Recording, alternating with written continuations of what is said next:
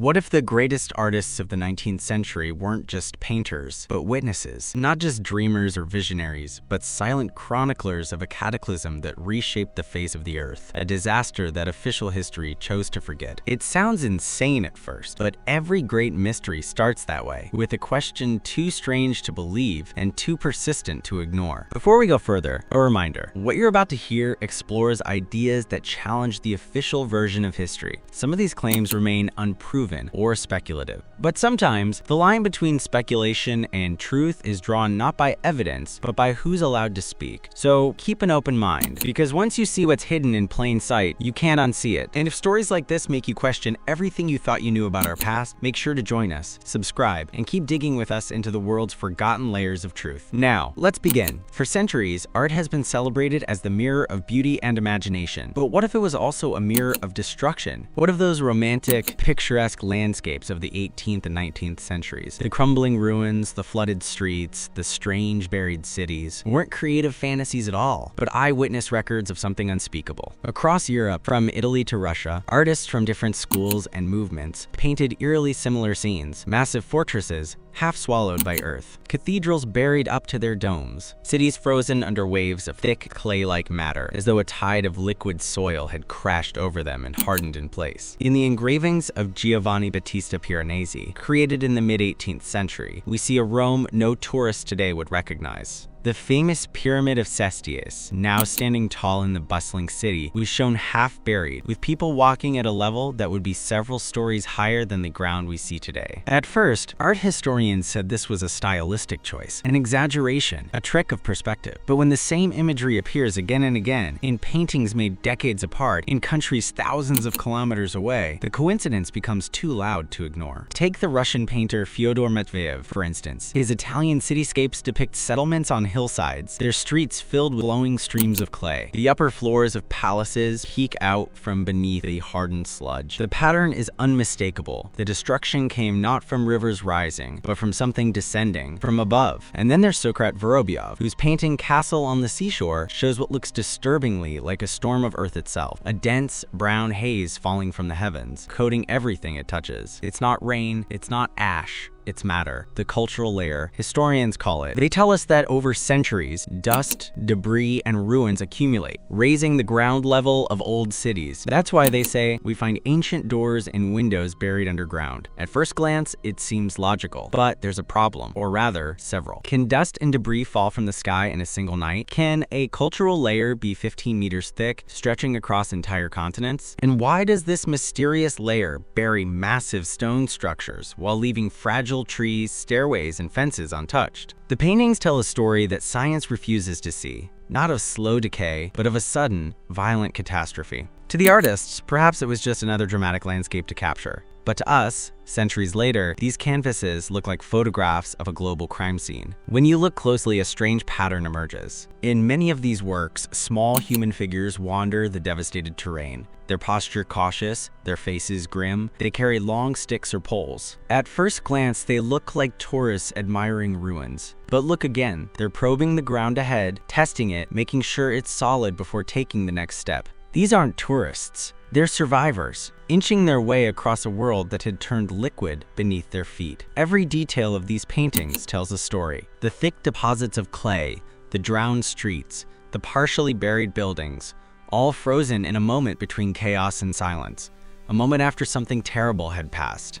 And as strange as it sounds, that moment seems to repeat across continents. Italy, France, Russia, Ukraine, all showing the same nightmare landscape, all suggesting that sometime between the late 18th and mid-19th century, something swept across the world and left cities entombed in earth. If this theory is right, if these artists really were witnesses, then what they left behind isn't art, it's testimony. The brushstrokes of Piranesi, Matveyev, and Vorobyov become the fingerprints of a catastrophe that mainstream history refuses to acknowledge. And if we read their paintings as evidence, as coded messages from the past, a very different story begins to unfold. A story of a sudden, worldwide event that reshaped civilization in ways we still don't understand. But to truly grasp what happened, we can't stay in the galleries. We have to follow the trail from the canvas into the real world. Because somewhere, hidden beneath layers of clay and time, lies proof that this disaster wasn't just painted, it was lived. And to find it, we'll have to travel deep into the heart of Central Asia, to an ancient city buried in silence and dust. A city that may hold the key to the greatest secret of the 19th century. The paintings were the first clue, silent whispers from artists who saw too much. But as haunting as those canvases are, they still leave room for doubt. After all, art can be dismissed as fantasy. Brushstrokes can be reinterpreted. Shadows can be explained away. But what if those same shadows exist in stone and earth? What if the nightmare that artists accidentally recorded on canvas still lies beneath our feet, waiting to be uncovered? To answer that question, we must travel far from the quiet galleries of Europe, across deserts and mountains, to a place where time itself seems to have stopped. To the ancient city of Ka, hidden beneath the blazing sun of Central Asia, a site that refuses to fit neatly into the pages of history. It's a city whose silence is heavy, whose ruins feel wrong. Because Ka doesn't look like a place that died slowly. It looks like a place that was killed. Ka sits at a crossroads of civilizations, once part of the fabled Silk Road, a thriving hub of trade, art, and knowledge.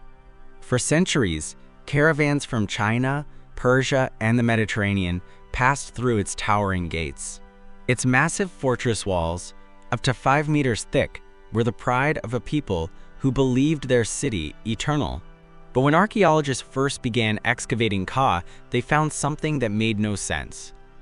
The city wasn't buried in sand, as one might expect from a desert ruin. It was entombed in a dense, compact layer of clay, as if a sea of mud had descended upon it and solidified into rock. The walls, once smooth and formidable, now look as though they'd been chewed by giants.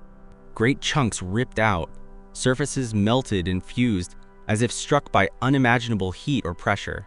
The destruction isn't surgical, as if from war, but chaotic, random, like the result of nature unleashed or something worse. Official history offers the usual explanations: erosion, collapse, war. But when you stand before those walls, when you trace your hand across the deep scars, the cracks, the fused bricks, it's hard to believe it was just time that did this. It feels violent, sudden. The deeper you dig, the stranger it becomes. Because at the base of those walls, beneath the compressed layers of clay, you find something that no war, no erosion, no centuries of decay could explain. Human bones. Dozens of them. Some broken, some still intact. Wrists, spines, skulls, legs, all embedded in the geological layer itself, not buried in graves, not arranged with ceremony, but trapped, twisted, swallowed by the earth as if the ground itself rose up and consumed them alive. Archaeologists called them disturbed burials.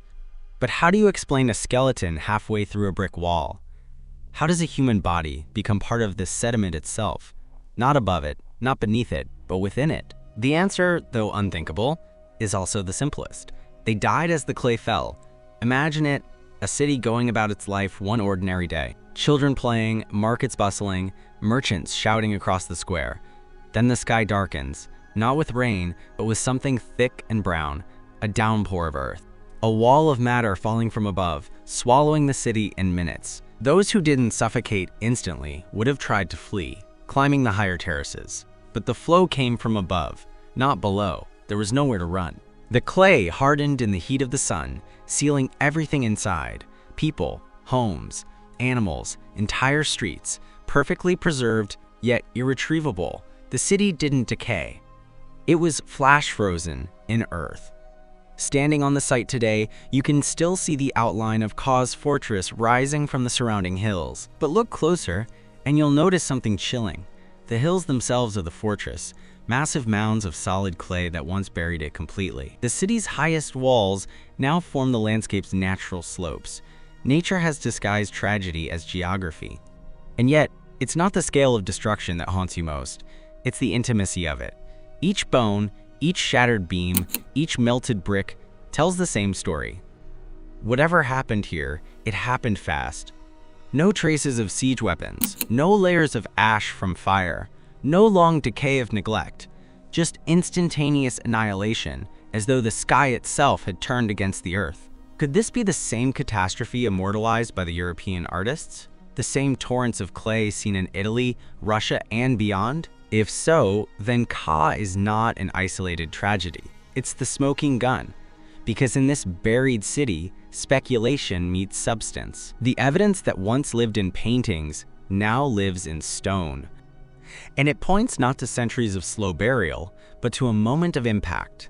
A single day, perhaps even a single hour, when life ended and the earth sealed the story shut. But if this was truly a global event, a wave of destruction that spanned continents, then Ka cannot be the only witness. There must be others. Other ruins, other cities, other clues, all speaking the same silent language of sudden death and burial. And indeed there are. Across the map, from the hills of Italy to the plains of Belarus and Ukraine, the same pattern repeats. Ancient fortresses drowned in clay, monuments split in half as if sliced by a cosmic blade, and beside them, tiny new houses, built by survivors who no longer understood the world that came before them. It's as if an entire civilization was erased overnight, and a humbler one emerged from its ashes, clinging to the fragments of the old. But who were these people? What world did they inherit, and from whom? And most importantly, what force destroyed the world before theirs? To answer that, we must widen the investigation, from the ruins of Ka to the sketches of a forgotten artist whose work may hold the map to the entire cataclysm. His name was Napoleon Orda, and his drawings may be the missing link between myth and reality, because what Orda saw, and what he chose to record, reveals a truth too vast and too terrifying for any historian to admit. When we left Ka, the city beneath the clay, one truth had already begun to crystallize. The disaster the painters hinted at was not a legend. It was real. It happened. But Ka is only one voice in a much larger chorus, a faint echo from a vanished world that once spanned continents. To hear that chorus in full, we must travel back to 19th century Europe, to the work of one man who unknowingly mapped the ruins of an entire lost civilization. A man whose sketches were not simply art, but evidence. His name was Napoleon Orda, an artist, composer, and traveler whose delicate lithographs captured a world that no longer exists. Orda was born in what is now Belarus, at a time when the lands of Eastern Europe were a patchwork of fallen empires and new nations. He spent decades wandering across Belarus, Poland, Ukraine, and Lithuania, sketching castles, monasteries, and fortresses that time had already begun to swallow. At first glance, his drawings seem romantic, the work of a man nostalgic for a fading age. But study them carefully, and something strange emerges. Everywhere Orda went, he recorded the same uncanny scene. Colossal ruins half buried in earth, their lower levels entombed in clay, their roofs shattered or torn away as if by a downward force. The Mir Castle, the Kreva Fortress, the Ostro Stronghold, all appear as if they've been struck from above, their foundations intact, but their upper sections crushed beneath invisible weight. This is not erosion, it's impact.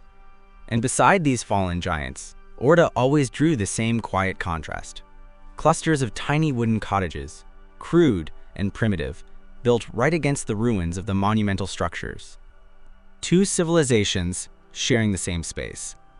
One that built like gods, and another that built like survivors. It's an image that repeats so perfectly across his works that it's impossible to dismiss as artistic habit. To look through Orda's sketches is to watch history split in two, the high world of the old builders buried under mud and the low world of the new beginning, rising timidly beside their bones. Modern historians call this simply the romantic depiction of ruins. But Orda was not inventing these scenes. He was documenting them with the precision of an engineer, not the flourish of a dreamer. He sketched architectural details so exact that modern restorers still rely on them today. His measurements, his proportions, his angles, they match reality to the centimeter. That precision raises an uncomfortable question. If his details are accurate, why do his surroundings, the mounds of clay, the half-buried doors, the truncated towers, not match what we see today? Because something changed. Something was cleaned up, rebuilt, re-leveled, or buried deeper. It's as if the landscapes Orda saw were quickly rewritten. The wounds of the catastrophe patched over before the modern world could ask questions. And Orda, Traveling alone with his sketchbook, may have been one of the last witnesses to see the scars before they were covered. But his drawings hold more than architectural truth. They hold atmosphere. In the skies above his castles, the clouds are often dense, swirling, almost alive. The light is red, dusty, heavy, as though the air itself remembers the event. In several works, he paints a faint haze descending toward the horizon. Not rain, not mist, but something particulate, like ash or fine clay suspended in air. Even Orta's contemporaries remarked on it. They described his skies as, quote, blood-tinged and unnaturally dim. Could this have been a lingering after-effect of the same catastrophe that buried Ka? A global dust veil?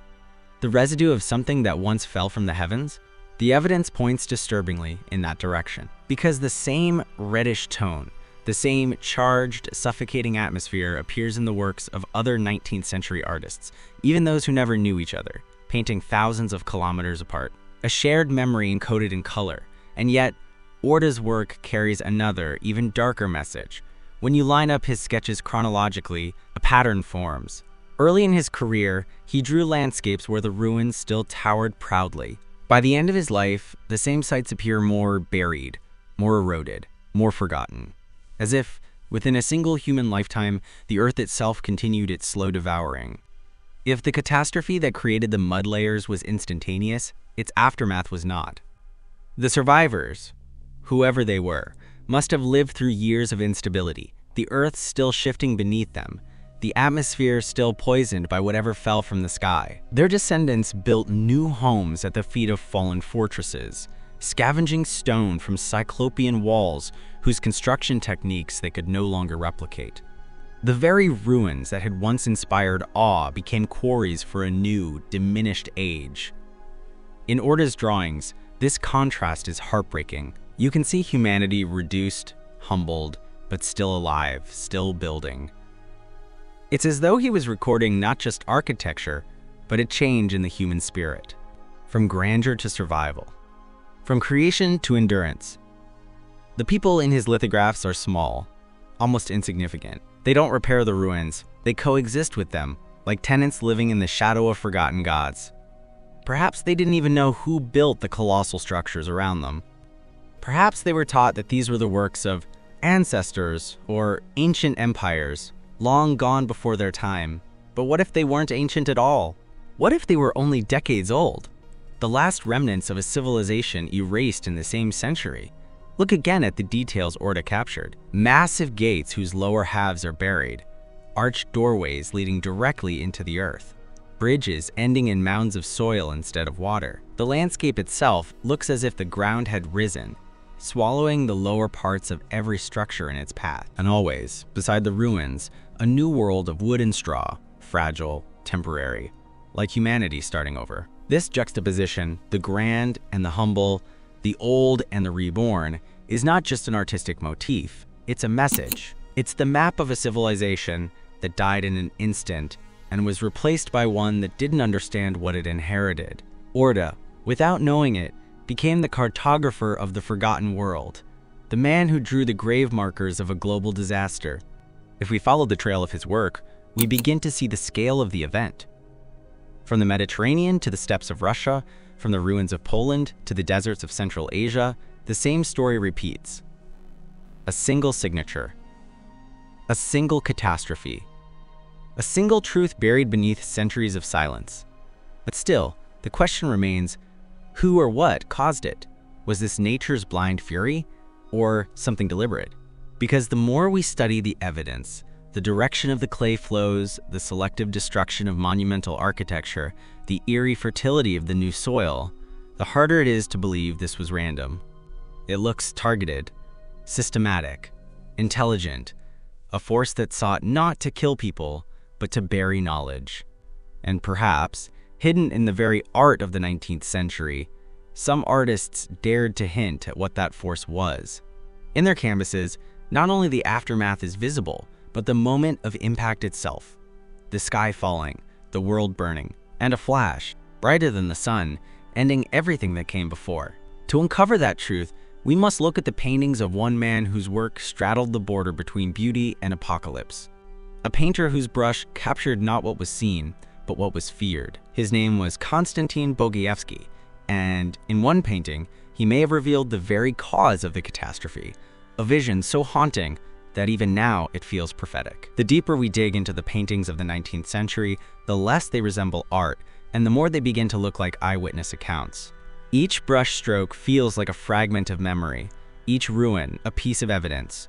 But what if some artists didn't just paint the aftermath of the catastrophe? What if they painted the moment it happened? Yaharamizin indihakuli. Among these silent witnesses, one stands apart. A man whose canvases shimmer with an eerie, prophetic energy. Part myth, part vision, part warning. His name was Konstantin Bogoyevsky, and his work may hold the final missing link in this vast, forgotten story. Bogoyevsky was born in the late 19th century in Feodosia, a small city on the Crimean coast. At first, he painted dreamy, romantic landscapes, the kind of scenes that filled galleries and parlors across Europe. But gradually, something changed in his art. His skies grew darker, his ruins grew stranger, and the world he depicted began to collapse under a silent, cosmic weight. Historians call his style symbolist. But symbolism is often just truth wrapped in poetry, and in Bogoyevsky's case, the truth may have been something far more literal. One of his most haunting works bears a name straight from scripture, the star Wormwood. In the painting, we see a city, majestic yet doomed, standing on the edge of a desolate plain. Above it, the heavens open in a blaze of blinding light. A single point, brilliant, furious, alive, descends from the sky. Around it, the air is filled with smoke and fire. Streams of earth and ash pour downward, swallowing towers, domes, and walls. It is not rain, it is not lightning, it is impact. The energy in the painting is explosive, violent, almost radioactive. The buildings bend outward, as if pushed by an invisible shockwave. The ground looks fluid, molten, unstable. This is not imagination, this is a memory. The title, The Star Wormwood, comes directly from the Book of Revelation, which describes a great star falling from heaven, burning like a torch, and poisoning the waters of the earth. For centuries, theologians treated it as prophecy. But what if Bogoyevsky painted it as history? Was this star a meteor, a comet, a weapon? Whatever it was, it fell, and the world that existed before never rose again. Bogoyevsky wasn't alone. Throughout the 19th and early 20th centuries, artists across Europe began depicting strange celestial phenomena: falling stars, red skies, blazing suns, clouds shaped like explosions. In the years before photography could capture disaster, their paintings may have been the only record of it. Even poets began to echo the same imagery. In 1915, Maximilian Voloshin, writing about his homeland of Russia, described an underwater kite humming beneath the soul, a haunting metaphor that seemed to merge water, air, and vibration. But in local legend, Kitezh wasn't metaphor at all. It was a city. The city of Kitezh, according to Russian folklore, was a magnificent place that sank beneath the waters of Lake Svetloyer to escape an invading army. Some said it was hidden by divine power. Others claimed it was destroyed by fire from the sky. Even today, locals say that on quiet nights, you can hear its bells ringing from beneath the water. A poetic image, until you look at Lake Svetloyer itself. Its shape is almost perfectly circular, its depth extraordinary for the region, its rim sharply defined, like the edge of a crater. Geologists, uncomfortable with the legend, call it a glacial depression, but that explanation falters. No other lake nearby shares its symmetry or depth. What if Kitezh didn't sink? What if it was obliterated in a flash of unimaginable power that left behind a crater now filled with water? When we piece together the clues, Bogoyevsky's falling star, Voloshin's underwater city, the perfectly round crater lake, a terrifying pattern emerges. Across the 19th century, scattered witnesses recorded fragments of a single event, an explosion of such scale that it could have shaken the world's climate, blanketed the skies in dust, and unleashed the torrents of clay that buried entire civilizations. Mainstream science might call this impossible. No record of such an impact exists, they would say. But perhaps the record does exist, not in official archives, but in the very landscape, in the countless circular lakes, craters, and natural formations that dot Eurasia with mathematical precision.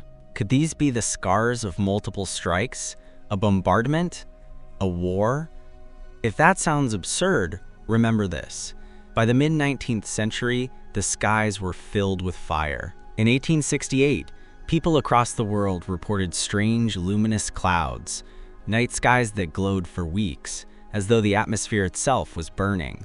In 1883, the Krakatoa eruption sent waves of dust and ash around the globe, turning sunsets blood red. But Krakatoa may not have been an isolated eruption. It may have been the visible echo of something far greater. And in 1908, near Tunguska, Siberia, a blast flattened over 2,000 square kilometers of forest. An explosion with no crater, no debris, no trace of what caused it. To this day, scientists still argue whether it was a meteor, a comet, or something else entirely. But what if Tunguska wasn't the beginning? What if it was the end? The last echo of a global series of impacts that began decades earlier, a slow-motion bombardment that erased the old world and gave birth to the one we now call modern. In Bogoyevsky's star Wormwood, the symbolism becomes chillingly clear. The star isn't just falling, it's targeting. The beam of light is precise, directed, intelligent. And below it lie the symbols of civilization, cathedrals, palaces, the monuments of empire, as though whatever fell from the sky sought not to destroy the planet, but to erase specific knowledge, specific power. A reset. And as impossible as that sounds, history is littered with these resets. Moments when entire cultures vanish without trace. When architecture leaps backward in complexity. When knowledge disappears and humanity starts over. Is it possible that the 19th century, the so-called dawn of modern civilization, was itself born from such a reset? That before the age of steel and steam, there was another world. One erased by an event we've been trained to forget? Look again at the paintings, the reddish skies. The falling matter, the buried cities. They are not scenes of decay. They are snapshots of transition, a handover from one world to another. A funeral for a civilization that had mastered stone and energy in ways we still can't replicate. And maybe, just maybe, a warning. Because if it happened once, what's to say it couldn't happen again? As this mystery deepens, the question shifts from what happened to why. Was this the work of nature or something with intent? And if it was deliberate, who were the victims?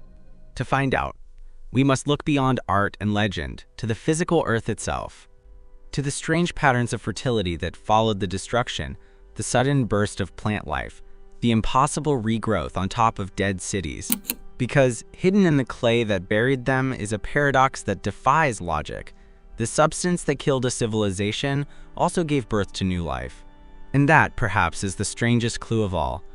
When the floodwaters of history recede, what remains buried often tells the truest story. And what the earth reveals beneath its layers is not only death and ruin, but rebirth. Because the same substance that annihilated entire cities also gave rise to life more vibrant than before. It's one of the most haunting paradoxes in this entire mystery. The clay that buried the world became the soil that nourished it. When the 19th century artists painted the aftermath, the ruined cathedrals, the drowned streets, the mounds of hardened mud, one detail stands out again and again. Fresh greenery. Young trees growing straight out of rooftops. Vines wrapping around shattered domes. Shrubs blooming atop hills that were once palaces. In the middle of devastation, life explodes. Normally, after a flood or landslide, the ground lies barren. The weight of debris suffocates roots. The minerals that once fed the soil are sealed away under dead sediment. But here, in painting after painting, we see the opposite, a surge of fertility, as though the very substance that wiped the cities clean was rich, engineered even, to restore the earth's vitality. Historians call this romantic symbolism. They say artists were contrasting death with rebirth, tragedy with hope, but the consistency is too precise, too universal. From Piranesi's buried Rome to Orta's ruined castles, from Vorobyov's clay-drowned Italy to the ancient city of Ka itself, nature returns instantly, unnaturally, impossibly fast. That's not symbolism. That's observation. So what was this clay? What was this mysterious, fertile mass that fell from the sky and froze entire continents in silence, only to blossom with new life? At first glance, it's just earth. Compressed sediment, heavy with minerals. But scientists who've studied mudflood sites around the world have noticed something strange. The chemical composition of these layers often doesn't match the local geology. It's foreign, alien even. Sometimes the clay contains traces of rare metals, sometimes it's magnetically charged. In other cases, it's unusually conductive, capable of storing static energy. In certain old cities like St. Petersburg, Prague, and Istanbul, engineers have reported entire lower floors of 18th and 19th century buildings filled with this same dense material, as if they were designed to withstand it. Could it be that the builders knew what was coming? There's another clue, hidden not in art, but in architecture. Across Europe, the lower levels of countless old buildings lie buried beneath modern streets. Windows, underground, doors leading into earth, arched ceilings where basements should be. Historians call it the rising ground level, but the more you look, the more it looks like a world that was once taller, a world that sank. In St. Petersburg, entire blocks of what are now basements were once first floors. In Paris, beneath the Opera and the Louvre, sealed chambers stretch far below street level, filled with the same fine clay found thousands of kilometers away. In Rome, ancient streets lie meters beneath the surface, yet the buildings above them share identical architectural styles, suggesting they were built in the same era. It's as if the same civilization, the same architects, the same builders, existed above and below the Earth's current surface, one half visible, the other half entombed, and all buried by the same hand. If this was simply the slow accumulation of centuries, we would expect chaos, uneven layers, gradual transitions. Instead, we find precision, a sharp line dividing one world from another, a moment in time when the old Earth ended and a new one began. And the soil that divides them, the clay itself, feels almost designed to sustain new growth. Could this have been part of the plan? A reset, not only to bury, but to renew? Imagine for a moment a technology so advanced it could manipulate the very elements of life, capable of turning destruction into regeneration, entropy into rebirth. A weapon that doesn't just erase, but rebuilds. We assume the catastrophe was random. But what if it was controlled? All across Eurasia, the evidence suggests selective targeting. Not every city was buried. Not every settlement was erased. The waves of clay spared small villages, forests, and open plains, yet struck directly at centers of knowledge and power: temples, palaces, libraries, universities, the very places where humanity's memory was kept. It's almost as if the disaster knew where to strike. In Italy, the ancient cities, Florence, Venice, Rome, were smothered, but the countryside survived. In Eastern Europe, fortresses and castles lie half-buried, while the wooden huts beside them remain untouched. In Central Asia, mighty brick citadels vanished under meters of clay, while nearby nomadic camps survived unscathed. It looks less like chaos and more like a surgical purge. Someone, or something, buried the monuments of the old world, but left just enough survivors to start again. And start again they did. Within a single generation, the survivors of the clay cataclysm built new homes. Smaller, humbler, less ambitious. They used what they could salvage: fragments of the great ruins, broken columns, blocks of ancient masonry repurposed into simple walls. If you walk the old quarters of cities like Minsk, Krakow, or Bologna today, you can see it clearly: layers of history stacked one atop another. Cyclopean stones at the base, rough medieval brick above, and delicate 19th century plaster on top. A palimpsest of survival. The story of a world restarting itself, without ever knowing it had been reset. But perhaps the strangest clue lies not in stone or soil, but in memory. Because across continents, folklore seems to echo the same event, the same falling sky, the same sudden darkness, the same fertile flood that remade the world. In Russian legends, it was the day the heavens fell. In Central Europe, they spoke of the year without a sun. In Asia, ancient scrolls describe a rain of earth that blotted out the stars and fed the ground with the breath of heaven. Different words, different tongues. But one story. A story of destruction that creates. A death that feeds life. It's as if some intelligence, human, cosmic, or something else entirely, orchestrated an event to reset the earth, wiped clean the slate of civilization, and then seeded anew. Think about what followed in the decades after. The 19th century, officially an age of progress, was also an age of rediscovery. Electricity, steam power, magnetism, the sudden explosion of new science, new inventions, new understanding, all within a single century. Too sudden, perhaps, too perfect. It's as if humanity didn't discover these things, it remembered them. Relearning fragments of knowledge buried with the old world, rediscovering lost technologies encoded in the very clay that covered it. The clay that destroyed the past became the cradle of the future. And yet, this pattern, this cycle of destruction and rebirth, leaves behind a chilling implication. If the reset was deliberate, it wasn't the first. And it might not be the last. Because history as we know it is suspiciously short. Civilizations appear fully formed, peak rapidly, and collapse mysteriously, only for another to rise atop their ruins, over and over again. Each one remembering less than the last, each one mistaking the ruins beneath its feet for the work of ancients long gone. But what if those ancients weren't ancient at all? What if they were simply the last ones to fall? The clay that gave life hides more than just fertility. It hides intent, purpose, and perhaps a message. Because if someone or something buried the old world on purpose, then they also chose what to leave behind. The question now isn't how the world was reset, it's who reset it. And to answer that, we must look at the survivors, the first generation born after the flood, the ones who inherited the silence, the ones who built our history from the ruins of a forgotten age. When the flood of clay hardened and the skies cleared, a strange silence fell over the world. The noise of empire, of armies and ambition had been replaced by the quiet confusion of survival. For those who opened their eyes in this new dawn, the world must have felt like a dream half-remembered, familiar and alien all at once. The grand cities still stood, their towers and spires jutting from the earth like broken bones, but the knowledge of how they had been built was gone. These were the survivors of the reset, the people who inherited a civilization they didn't create, and what they built in its aftermath still shapes our world today. The official history books call the 19th century the Age of Progress. But if we strip away the textbook narrative and look at the evidence, another picture emerges. One of a sudden, inexplicable repopulation. Cities that had supposedly grown organically appear to have sprung up almost overnight. Massive infrastructure, vast road networks, identical neoclassical buildings, all emerging in a span of just decades, often without clear records of who built them or how. It's as if the 19th century wasn't a time of innovation, but reconstruction. Consider this.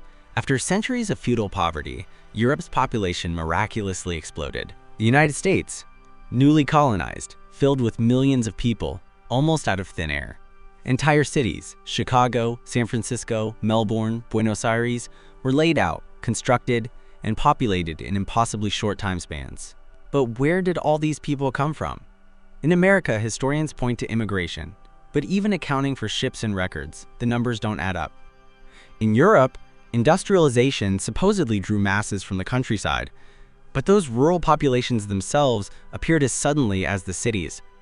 And then there's the strangest chapter of all, the orphans. Between the mid-19th and early 20th centuries, hundreds of thousands of orphan children appeared across the world, in numbers that defy comprehension. In the United States alone, an estimated 200,000 to 300,000 children were sent westward on what became known as the orphan trains, a phenomenon so vast that some historians call it the largest mass relocation of children in history. The story we're told is simple. Cities were overcrowded, and benevolent organizations sent homeless orphans to new families in the countryside. But the more you look, the stranger it becomes. Where did so many children come from? Mahdi war, Why do similar stories exist in Europe, Australia, and even Russia at the same time? Why are there so few birth records, family names, or identifiable origins? And why did so many of these orphans seem to share eerily uniform features, pale skin, similar facial structures, as though they came from a single genetic pool? It's as if, after the Great Burial, humanity was repopulated from a template. Across the world, in every nation rebuilding after the mud flood, we see the same architecture emerge. Rectangular stone buildings with arched windows, ornate facades, high ceilings, and massive columns, all built in the same style, at the same time, with the same mysterious efficiency. How did small post-catastrophe societies manage to coordinate architectural uniformity on a global scale, without airplanes, without telecommunication, and supposedly without advanced technology? This isn't parallel evolution. This looks like standardization, as though these cities were built from the same blueprints, under the same guiding hand. Historians call it neoclassicism, an artistic revival of ancient Greco-Roman ideals. But even the term revival admits something strange. You can only revive what you already know. And somehow, humanity after the 19th century knew how to replicate monumental structures they had supposedly never seen built before. Take a walk through any old city district in Paris, Vienna, St. Petersburg, or Buenos Aires. You'll see the same features repeated: identical facades, enormous doors at street level that seem too large for ordinary people, buried lower floors that now serve as basements. It's as if these cities were built for a different species, larger, stronger, with knowledge we can't replicate. And here's the unsettling part. Most of these structures were rediscovered, not built. Restorers often find layers of clay, soot, and ash sealing the first floors. Beneath them, perfectly preserved interiors, sometimes with remnants of furniture, machines, or inscriptions that don't match the era. It's as though the builders of the 19th century weren't constructing new cities. They were unearthing old ones. The same pattern repeats in the industrial infrastructure that suddenly appeared in this period. Vast rail systems spanning continents. Power stations and waterworks built with precision engineering that modern tools struggle to explain. Even the mysterious World's Fairs, colossal exhibitions that sprang up overnight in cities around the world, seem to fit the pattern. Between 1850 and 1900, over a dozen such expositions appeared, featuring grand architecture, electric lighting, moving walkways, and technological marvels far ahead of their time. And yet, most of those monumental buildings were mysteriously demolished soon after the fairs ended. Why? Were they temporary, as history insists, or were they remnants of the old world, disguised as exhibits before being quietly erased? The deeper you look into the 19th century, the more it feels like the first century of a new world, not the continuation of an old one. A time of rapid resettlement, not organic growth, a reconstruction, not a revolution. The orphans, the identical architecture, the missing builders, the unexplained population booms. They all point to one chilling possibility, that the people who inherited the earth after the cataclysm weren't witnesses to the old world. They were strangers to it, replanted, re-educated, reborn. And perhaps that's why, almost immediately after this global rebuilding, came a wave of new ideologies: nationalism, industrialism, secularism, as if an unseen hand was directing civilization into a new shape. A world that forgot its past and began to worship the future. A world that no longer remembered what lay beneath its streets. The survivors of the reset didn't just rebuild, they were taught to believe they had always been here, that history was linear, that progress was inevitable, that the ruins beneath their feet belonged to another age, another species, another time. And so the greatest cover-up in history wasn't the disaster itself. It was the story written afterward. But if there truly was a reset, if humanity was repopulated, rebuilt, and re-educated, then there must have been those who remembered, those who carried fragments of forbidden knowledge, buried not in the earth but in symbols, art, and architecture. Traces left behind by those who refused to forget. Their secrets are still hidden in plain sight, encoded in the monuments, cathedrals, and even the very geometry of the cities we live in today. They left messages, warnings perhaps, for those who would one day see beyond the veil. Because as the old world was buried, not everything was lost. Some knowledge survived. And what it reveals about the power that reset the earth is darker than anyone could imagine.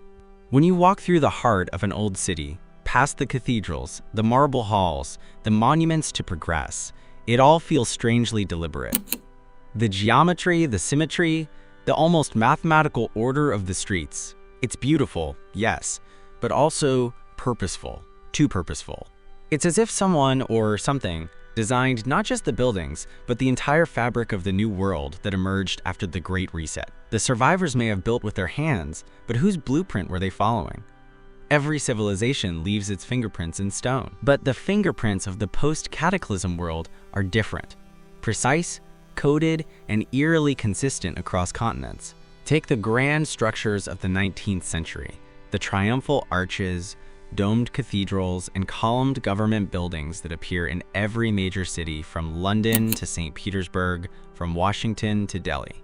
They share the same design language, classical geometry, sacred ratios, impossible precision. We're told this was the neoclassical revival, inspired by ancient Greece and Rome.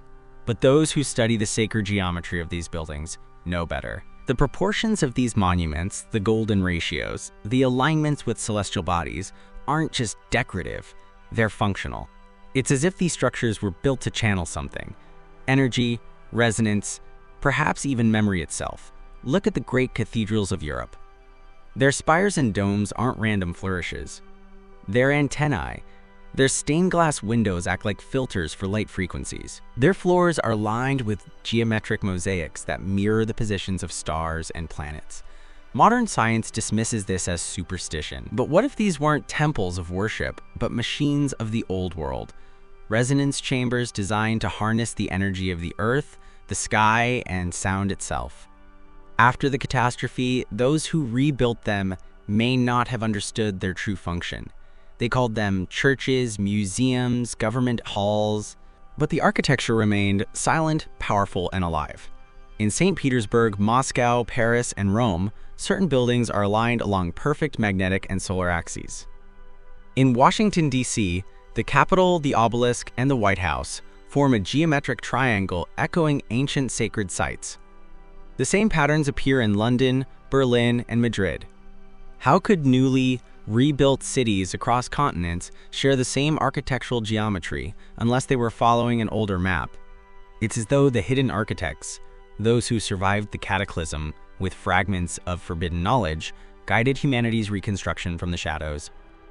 They preserved just enough to restart civilization, but not enough to reveal what came before. Who were they? Msail Kaim Bachamulcha. The answer, perhaps, lies not in names, but in symbols.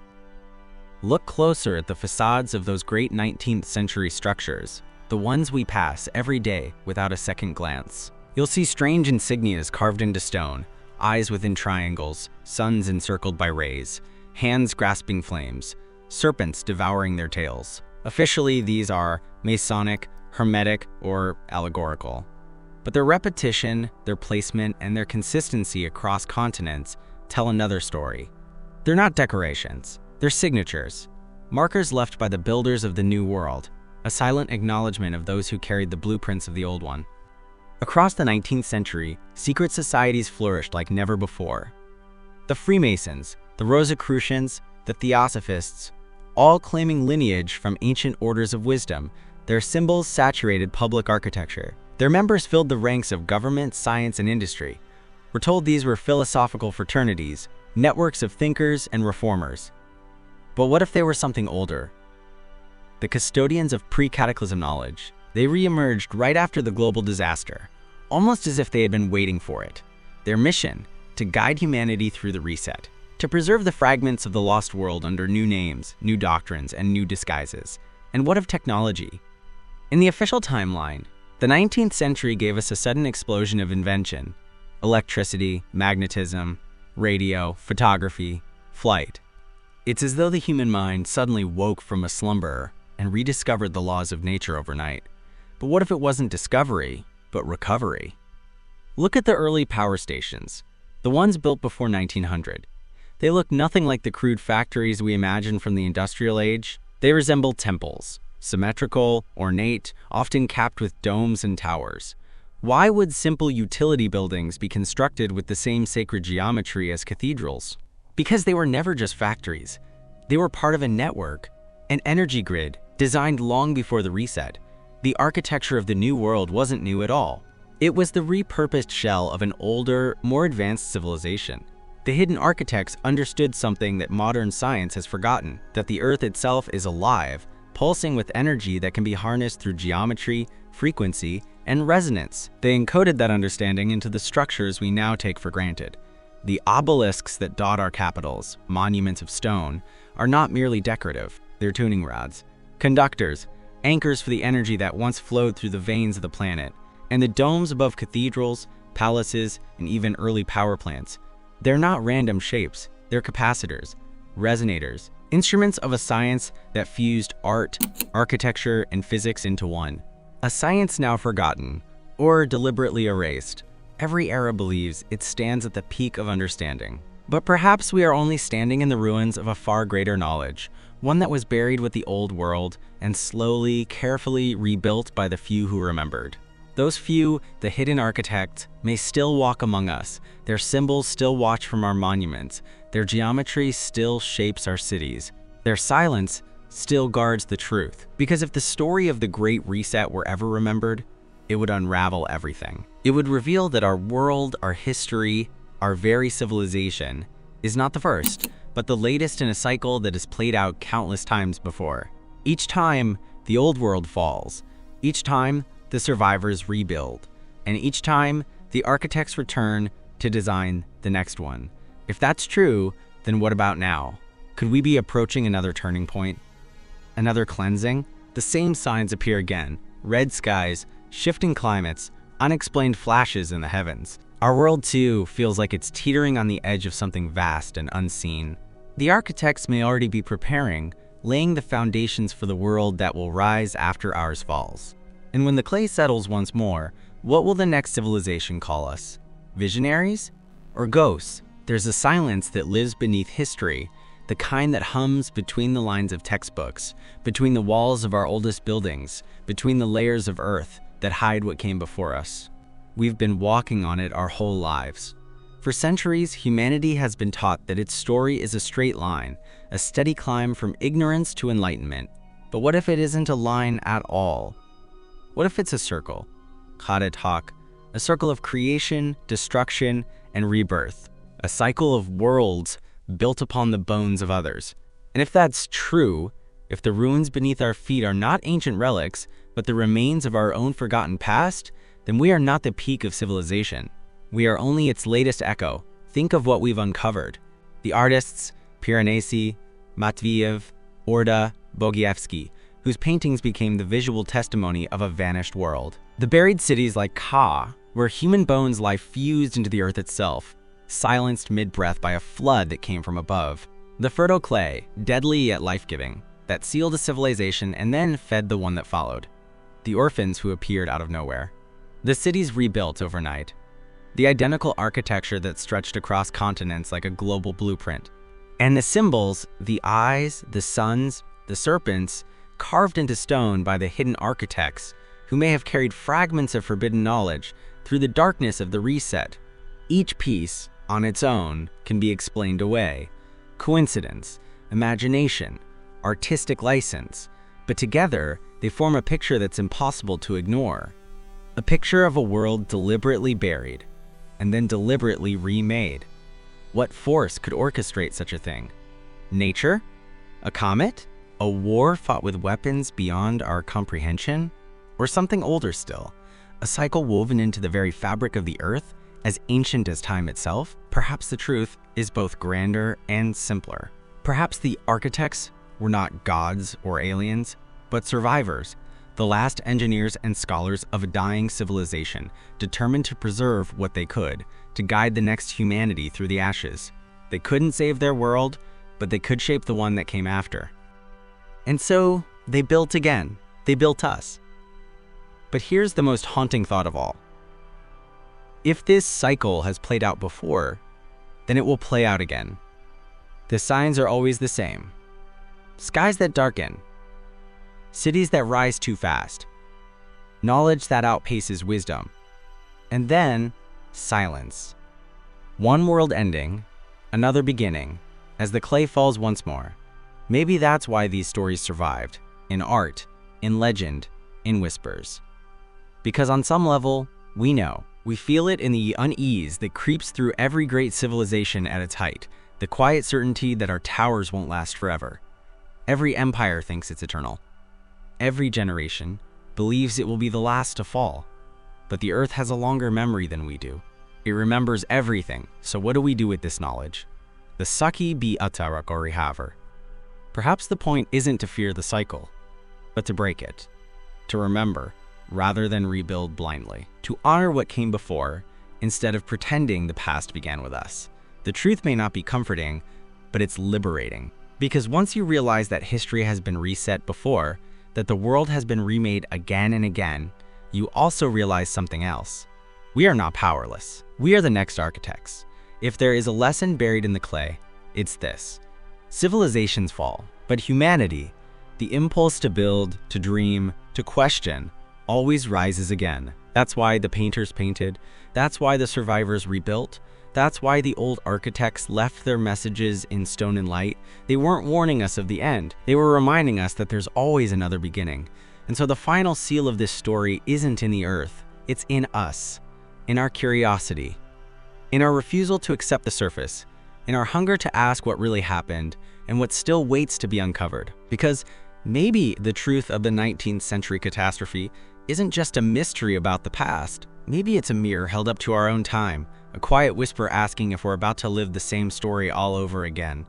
The flood may have buried the world once, but this time, we're the ones digging it back up. So if you felt something awaken during this journey, a spark of curiosity, a question that won't let you sleep, then don't let it fade. Keep searching, keep asking, keep uncovering, because the truth isn't in any one painting, ruin, or legend. It's in the pattern they all share, the rhythm of history itself, and that rhythm is calling to us again. If you've made it this far, you're already part of the search. Join us, subscribe, share your theories, and help us keep digging into the buried stories of our world. Because the deeper we dig, the more the past begins to look like the future.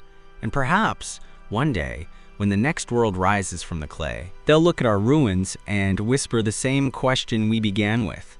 What if the artists weren't just visionaries, but witnesses?